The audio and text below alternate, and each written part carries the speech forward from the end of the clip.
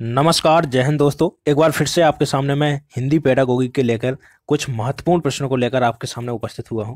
दोस्तों, यदि आप CTET exam, UP TET, Haryana TET और साथ ही साथ यदि आप रीट एग्जाम में हिस्सा ले रहे हैं तो दोस्तों पेडागोगी के प्रश्न एक दो प्रश्न तो निश्चित रूप से, और सीटेट में तो भर भर के यहाँ से प्रश्न पूछे जाते हैं। तो मुख्यतः ये वीडियो हमने सीटेट के लिए बनाया है। तो दोस्तों वीडियो को ध्यान से जरूर देखिएगा, क्योंकि सभी प्रश्न आपके एग्जाम के लिए महत्वपूर्ण हैं और सभी प्रश्न आपके सिलेबस पे आधारित हैं। तो बिल्कुल आप प्रश्नों को बिल्कुल उत्तर कमेंट बॉक्स में डालते चलिएगा और एक एक प्रश्न हम अच्छी तरह से बिल्कुल समझते चलेंगे।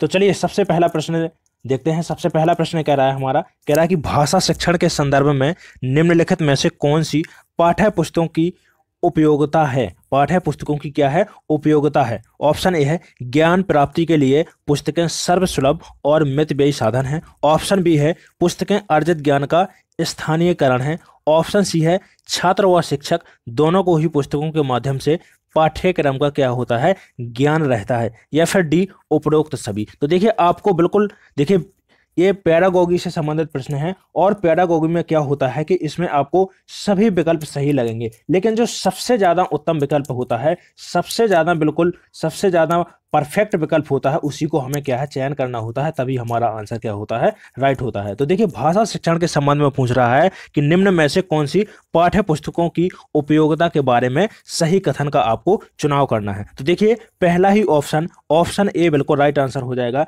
क्या है, ज्ञान प्राप्ति के लिए पुस्तकें क्या होती हैं, सर्वसुलभ और मितव्ययी साधन होती हैं। तो ऑप्शन ए बिल्कुल राइट आंसर हो जाएगा।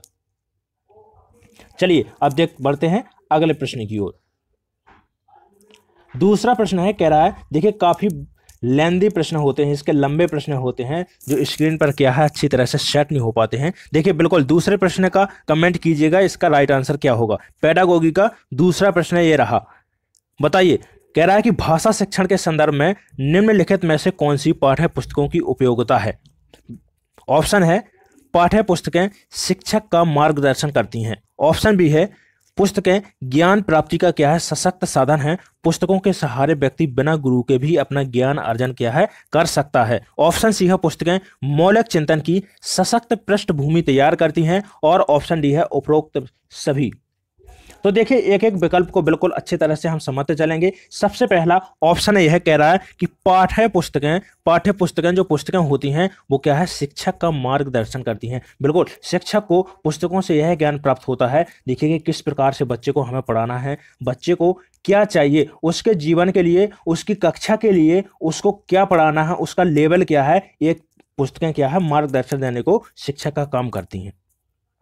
एक कथन है, देखिए कथन से आपको समझ में आ जाएगा कि शिक्षक को पहले क्या है छात्र बनना पड़ता है, तभी वो क्या है अच्छी तरह से क्या होता है, छात्र की तरह उसको अध्ययन करना पड़ता है, तभी वो क्या है एक अच्छा शिक्षक बन पाता है। तो देखिए पाठ्य पुस्तकें जो होती हैं वो क्या है शिक्षक का मार्गदर्शन का काम करती हैं। ऑप्शन बी देखिए, ऑप्शन बी तो देखिए पहला ऑप्शन तो बिल्कुल सही है। ऑप्शन बी भी देखिए क्या कह रहा है, कह रहा है कि पुस्तकें ज्ञान प्राप्ति का क्या है, सशक्त माध्यम है। पुस्तकों के सहारे व्यक्ति बिना गुरु के भी अपना क्या है ज्ञान अर्जन कर सकता है। बिल्कुल राइट आंसर है। देखिए पुस्तकें क्या होती हैं, ज्ञान प्राप्ति के लिए ही बनी होती हैं, और यदि उस किसी के पास गुरु भी नहीं है तो बिना गुरु को भी क्या है, बिना गुरु का काम क्या होता है, देखिए मार्गदर्शन करना। गुरु का काम क्या होता है, बच्चों का क्या है मार्गदर्शन करना। बच्चे खुद से ही सीखते हैं अपने ज्ञान का सृजन। जीन पियाजे का कथन है, बिल्कुल जीन पियाजे का ये कथन बिल्कुल आपको याद रखना है कि बच्चे होते हैं जो नन्हे वैज्ञानिक होते हैं, वो खुद में उनमें इतनी शक्ति होती है कि वो स्वयं सीख सकते हैं सभी चीज़ों को, वो क्या है स्वयं सीख सकते हैं। लेकिन जो एक शिक्षक होता है वो क्या है मार्गदर्शन, सही मार्गदर्शन यदि बच्चे को मिल जाता है तो वो क्या है उसकी सही दिशा में वो अपने ज्ञान का प्रसार करता है। देखिए ऑप्शन बी भी बिल्कुल क्या है राइट आंसर है। देखिए तीसरा ऑप्शन सी ऑप्शन देखते हैं, कह रहा है कि पुस्तकें मौलिक चिंतन की सशक्त पृष्ठभूमि तैयार करती हैं। बिल्कुल देखिए क्या है, सृजनात्मकता को क्या है पुस्तकें जो होती हैं वो क्या है नवीन चिंतन को, सृजनात्मकता को क्या है पुस्तकें बढ़ावा देती हैं। तो देखिए बिल्कुल ए ऑप्शन भी सही है, बी ऑप्शन भी सही है और सी भी सही है। तो देखिए इसका बिल्कुल राइट आंसर क्या हो जाएगा, ऑप्शन डी राइट आंसर हो जाएगा। उपरोक्त सभी कथन सही हैं पाठ्य पुस्तकों की उपयोगिता के बारे में। बिल्कुल देखिए दोस्तों समझ में आ गया होगा और आप अच्छे तरह से समझते चलिएगा, क्योंकि पेडागोगी से आपके सीटेट एग्जाम में 10 से 15 प्रश्न आपको निश्चित रूप से मिल रहा है। चलिए बढ़ते हैं अगले प्रश्न की तरफ। मेरी जिम्मेदारी है आप 15 में 15 का स्कोर आप निश्चित रूप से करेंगे। चलिए अगला प्रश्न देखते हैं।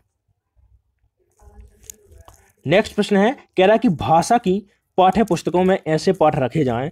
देखिए कह रहा है कि किस प्रकार के पाठ पाठ्य पुस्तकों में रखने चाहिए। पुस्तकों में बच्चों के हिसाब से पाठ होने चाहिए। किस प्रकार के पाठ होने चाहिए, तो बच्चों के अनुसार पाठ होने चाहिए, बालकों के अनुसार पाठ होने चाहिए। तो देखिए ऑप्शन है, केवल व्याकरणिक नियमों का ही अभ्यास कराते हों ऐसे पाठ होने चाहिए, या फिर अत्यंत छोटे पाठ हों, ज़्यादा लंबे पाठ ना हो ऐसे पाठ होने चाहिए। ऑप्शन सी कह रहा है सरल भाषा से युक्त पाठ हो। ऑप्शन डी है बच्चों के परिवेश से जुड़े पाठ हों। तो देखिए बिल्कुल कमेंट कीजिएगा इसका सही आंसर क्या होगा। कह रहा है कि भाषा की जो पाठ्य पुस्तक है उसमें किस प्रकार के पाठ रखने चाहिए। तो देखिए जो आयोग है जो पाठ्य पुस्तकों का निर्माण करता है वो क्या है, उनका जो मुख्य उद्देश्य होता है, वो क्या होता है कि जो बच्चों के परिवेश से जुड़ी हुई चीजें हैं, क्योंकि बच्चों ने जो देखा है, देखिए जो उनके परिवेश से जुड़ी हुई चीजें हैं, बच्चे ने जो देखा है, जो कहते हैं ना कि पूर्ण से, एक आपको शिक्षण से संबंधी एक मैं सूत्र बताता हूं, वो है पूर्ण से अंश की ओर। क्या है, पूर्ण से, या फिर क्या है, पूर्ण से अंश की ओर। जो बच्चे ने देखा है उसको क्या है बच्चे ज़्यादा अच्छी तरह से समझ सकता है। देखिए बच्चों के क्या है परिवेश से जुड़ी हुई यदि चीज़ें उसको उसके बुक में यदि उसको मिलेगी तो वो क्या है जल्दी से, बिल्कुल जल्दी से वो क्या है समझने लगेगा। तो देखिए पहला ऑप्शन क्या कह रहा है, केवल व्याकरणिक नियमों का ही अभ्यास कराते हो। ऐसा बिल्कुल नहीं होना चाहिए। जो केवल व्याकरणिक नियमों को तो आपको बिल्कुल, देखिए जो नेगेटिव पॉइंट है उनको आपको बिल्कुल नहीं लगाना है। देखिए दूसरा है पाठ क्या है अत्यंत छोटे हो। बिल्कुल ये तो सही बिल्कुल हो ही नहीं सकता है, क्योंकि छोटे या बड़े पाठ का इसमें कोई मतलब नहीं है। देखिए पाठ क्या है ऐसे होने चाहिए जो बच्चे को समझ में आए, उसके परिवेश से जुड़े हुए हों, उसके प्रयोग से, उसके समाज से जुड़े हुए हों पाठ। जैसे कोई बच्चा गांव का है तो उसके गांव से संबंधित पाठ हो। जैसे छोटी छोटी जो कहानी होती है ना, चिड़िया रानी जैसी कहानी होती है, बच्चों ने चिड़िया को देखा होता है। इसी प्रकार से जैसे आपने एक देखा हो जो छोटे बच्चों के जो क्लासों में है, एक मैं पाठ आपको याद दिला देता हूँ, उसमें है मुर्गे ने अखबार निकाला। ठीक है, मुर्गे ने अखबार निकाला, एक चैप्टर का उसमें नाम है। तो देखिए जो बच्चे से परिवेश से जुड़ी हुई चीजें हैं वो क्या है बच्चे ज्यादा अच्छी तरह से समझते हैं। तो देखिए यहाँ पर जो राइट आंसर हो जाएगा, देखिए भाषा, सी ऑप्शन कह रहा है कि भाषा बिल्कुल सरल हो, इसका भी कोई उद्देश्य नहीं है। तो देखिए बच्चों के परिवेश से जुड़ी हो। ठीक है, क्या है बच्चे के, जो सबसे ज्यादा सही अच्छा विकल्प हो जाएगा वो क्या हो जाएगा, ऑप्शन डी राइट आंसर हो जाएगा। चलिए अब बढ़ते हैं नेक्स्ट प्रश्न की तरफ। कह रहा है कि श्रव्य दृश्य साधनों के प्रयोग का तर्काधार इस तथ्य पर आधारित है कि, बिल्कुल श्रव्य दृश्य साधनों की बात की गई है। देखिए श्रव्य साधन उन्हें बोलते हैं जिनको हम सुनकर, देखिए सुनकर जो ज्ञान प्राप्त करते हैं, ऐसे साधन क्या कहलाते हैं श्रव्य साधन। और दृश्य ऐसे कहलाते हैं जैसे टीवी हो गया, जिसमें चलचित्र हो गया, जिनको हम देखकर और सुनकर करते हैं। ठीक है, जैसे श्यामपट हो गया। तो देखिए श्रव्य और दृश्य साधनों के प्रयोग का तर्काधार इस तथ्य पर आधारित है कि, ऑप्शन ए है इससे अध्यापन अधिगम प्रक्रिया क्या हो जाती है, सुगम हो जाती है। ऑप्शन बी है इसमें अधिगम स्थूल हो जाता है। ऑप्शन सी है इससे हमारी दोनों इंद्रियां सक्रिय हो जाती हैं। ऑप्शन डी है यह मात्र किसी चीज को करने का दूसरा तरीका है। तो देखिए सबसे पहला ऑप्शन बिल्कुल राइट आंसर हो जाएगा। जो देखिए शिक्षण और अधिगम की क्रिया है, सीखने सिखाने की क्रिया है, जो वो क्या है बिल्कुल सुगम हो जाती है। देखिए यदि किसी के घर में टीवी है, देखिए टीवी है तो देखिए बच्चे टीवी देखते हैं और क्या है जल्दी से मारपीट, यदि उसमें कोई मूवी आ रहा है उसमें फाइटिंग वाला सीन है तो देखा होगा आपने, बच्चे बिल्कुल उसको जल्दी सीख जाते हैं। ठीक है, जल्दी इसलिए सीख जाते हैं क्योंकि वो क्या है, ये एक उनको रोचक होता है। ठीक है, उसमें उनकी क्या है रुचि बढ़ती है उस चीज को देखने में। जैसे श्यामपट का उपयोग है, और वहां पर मैं एक श्यामपट का क्या है, श्यामपट एक दृश्य साधन का उपयोग है। देखिए दृश्य साधन का हम, देखिए श्यामपट का हम यदि यूज करते हैं तो ये भी दृश्य साधनों के तरह एक तरह प्रयोग किया जाता है। और देखिए दृश्य साधन से क्या है, जैसे ही मैं मान लीजिए एक चिड़िया का चित्र बनाऊंगा उस पर, तो क्या है उसकी जो रुचि है वो क्या है श्यामपट की ओर बढ़ेगी, वो भी क्या है उसमें पढ़ने में रुचि लेगा बच्चा। तो क्या है इसमें सीखने और सिखाने की प्रक्रिया में क्या है सुगम बन जाता है, सुगम मार्ग बन जाता है। दोनों अच्छे से क्या है शिक्षा को शिक्षण कराने में, और देखिए जो बच्चा होता है उसको क्या है सीखने में भी मजा आने लगता है।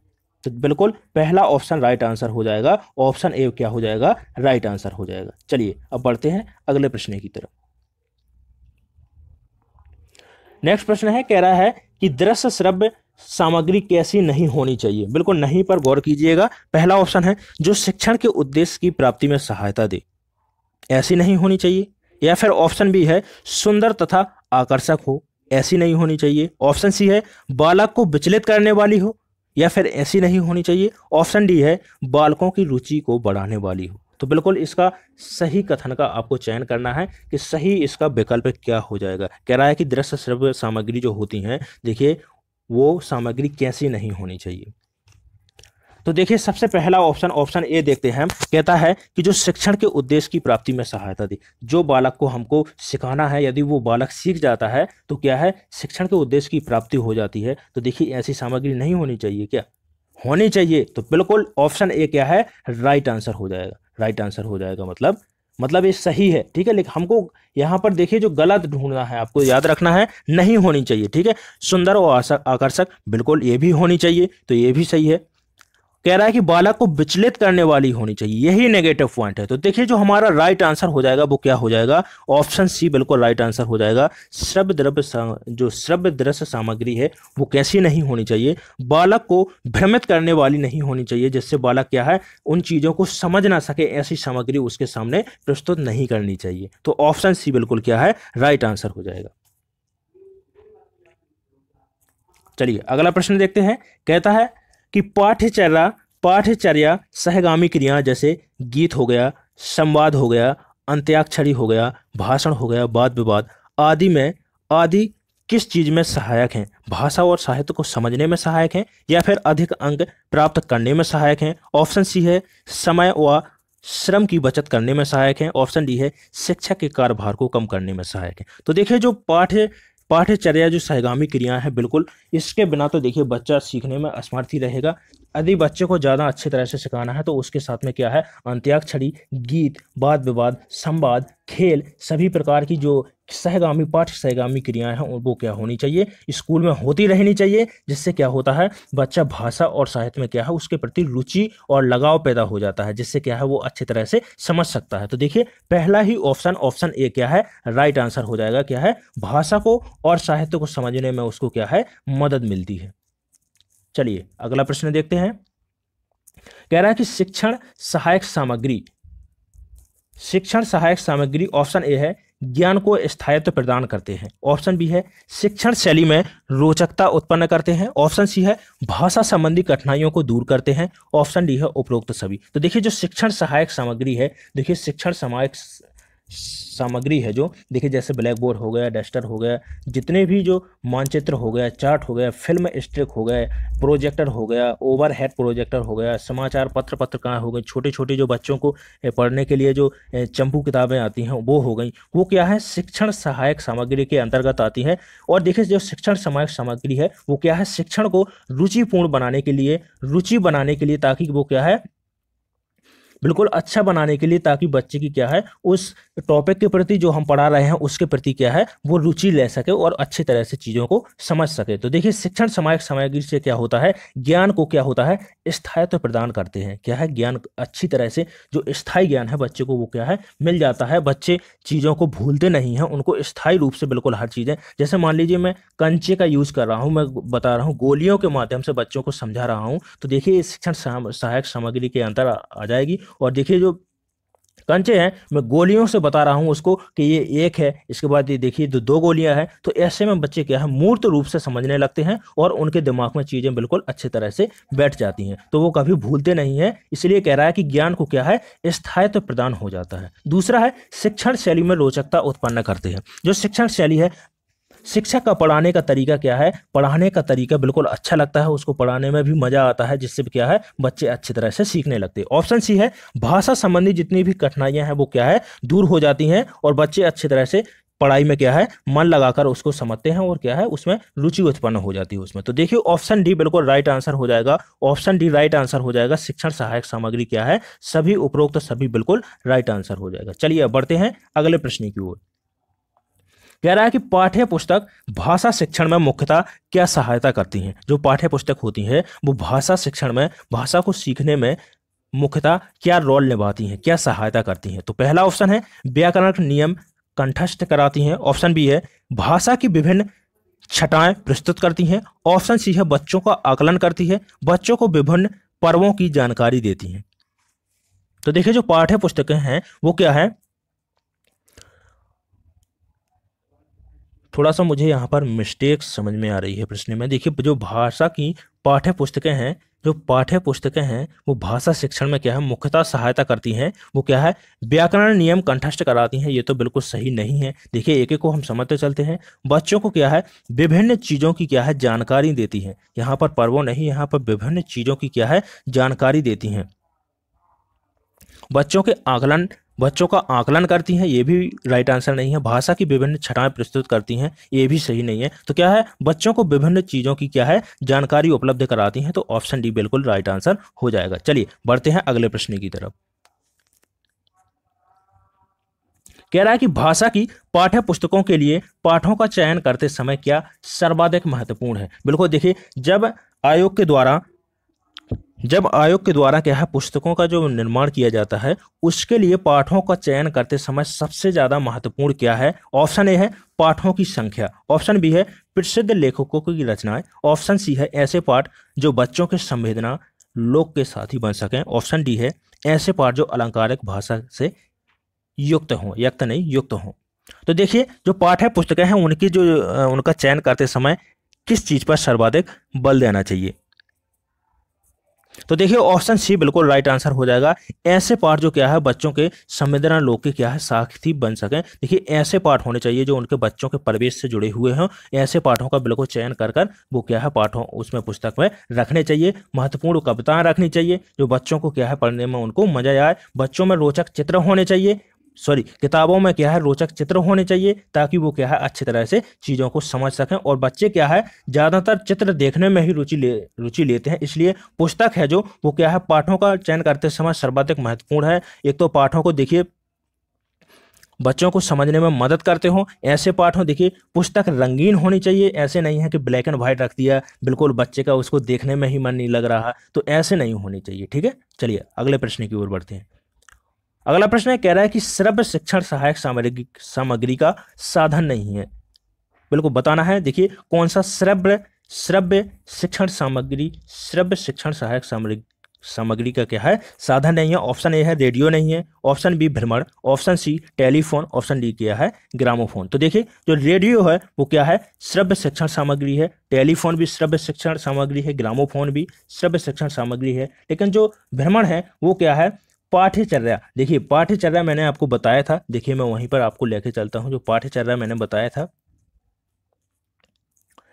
पाठ्यचर्या सहगामी क्रियाएं, एक तरह का जो भ्रमण है वो क्या है पाठ्यचर्या सहगामी क्रियाएं हैं जिसमें क्या है बच्चे ज़्यादातर रुचि लेते हैं। शिक्षक क्या होते हैं बच्चों को भ्रमण के लिए ले जाते हैं जहां वो बिल्कुल मूर्त रूप से चीज़ों को देखकर समझते हैं और क्या है वहां पर उनकी रुचि और ज़्यादा पढ़ाई के प्रति बढ़ जाती है। चलिए नेक्स्ट प्रश्न देखते हैं। कह रहा है कि शिक्षक द्वारा कक्षा में नाटक कराने का उद्देश्य क्या है। नाटक विधा से परिचित कराना, ऑप्शन बी है विद्यार्थियों को रंगमंच से अवगत कराना, ऑप्शन सी है रोचकता के साथ विषय वस्तु को समझाना और ऑप्शन डी है उपरोक्त सभी।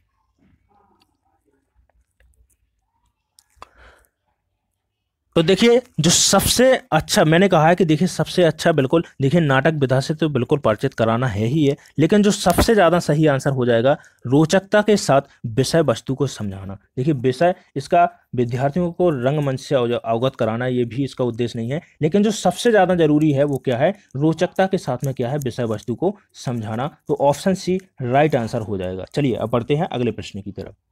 कह रहा है कि शिक्षण सहायक सामग्री नहीं है विज्ञान, कंप्यूटर, चित्र या प्रक्षेपक। तो देखिए विज्ञान ऑप्शन ए राइट आंसर हो जाएगा। शिक्षण सहायक सामग्री नहीं है। देखिए कंप्यूटर भी एक आपकी शिक्षण सहायक सामग्री के अंतर्गत आती है। चित्र हो गया, प्रक्षेपक हो गया, चार्ट हो गया, मानचित्र हो गया, फोटो हो गया, फिल्म स्ट्रिप हो गया, प्रोजेक्टर हो गया, ओवरहेड प्रोजेक्टर हो गया, पत्र पत्रिकाएं हो गई, ये सभी क्या है शिक्षण सहायक सामग्री के अंतर्गत आती हैं।